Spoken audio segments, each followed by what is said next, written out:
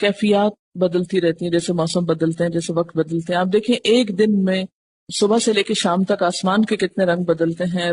سب بیرونی ماحول کے اثرات ہماری ذات پہ پڑ رہے ہوتے ہیں.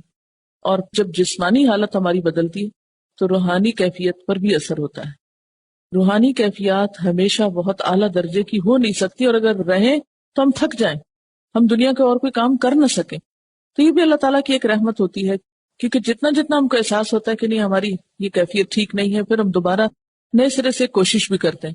اس سلسلے میں یہ کہنا چاہوں گی آپ سب سے کہ 3 چیزیں ایسی ہیں کہ دن کے آغاز پر ان کی پابندی ہر صورت کریں، اور آپ دیکھیں گے کہ انشاءاللہ یہ نسخہ آپ کو کم از کم اس لیول تک نہیں گرنے دے گا. ٹھیک ہے ایک اعلیٰ درجے کی روحانی کیفیت نہیں بھی ہوگی آپ کے اندر، لیکن تنزل یا زوال کی بھی وہ انتہائی کیفیت انشاءاللہ نہیں آئے گی. ایک تو یہ ہے کہ فجر کی نماز کی پابندی، اگر آپ اس کی پابندی میں کامیاب ہو جائیں تو آپ سمجھیں کہ کامیاب انسان ہے. کہ سورج نکلنے سے پہلے آپ نماز ادا کر لیں، فریضہ نماز وقت پر.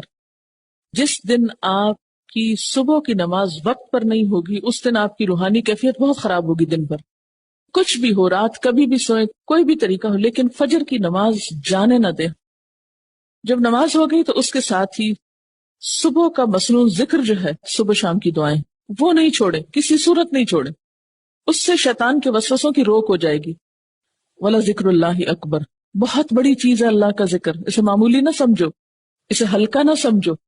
کچھ بھی ہو جائے، دنیا ادھر کی ادھر ہو جائے، چاہے آپ مصلی پہ بیٹھ کے پڑھیں، چاہے آپ واک کرتے ہوئے پڑھیں، چاہے آپ ناشتہ بناتے ہوئے پڑھیں، چاہے آپ گھر کی صفائی کرتے ہوئے پڑھیں، جو بھی آپ کا کام ہے سویرے اٹھ کے کرنے کا، جب آپ گھر سے فوراً نکل آتے ہیں نماز پڑھ کے تو سفر میں پڑھ لیں، کیونکہ ہر ایک کے حالات مختلف ہیں.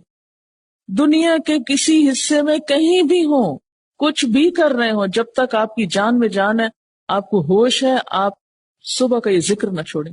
جب انسان اللہ تعالیٰ کی پناہ لینے کی دعائیں مانگ لیتا ہے تو دل کو ایک خاص قسم کا قرار آتا ہے.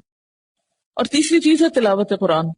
ان قرآن الفجر کانا مشہودا، فجر کے وقت فرشتوں کی حاضری ہوتی ہے، فرشتے حاضر ہوتے ہیں، آپ کا اعمال نامہ جا رہا ہوتا ہے. قرآن الفجر کو نہ چھوڑیں.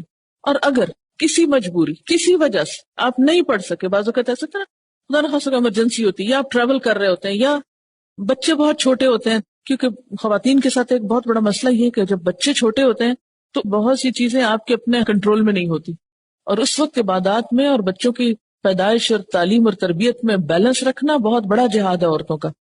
تو اس تلاوت کو نہ چھوڑے، اور خواہ ایک پیج ہو، خواہ ایک آیت ہو، کھولنا نہ بھولیں.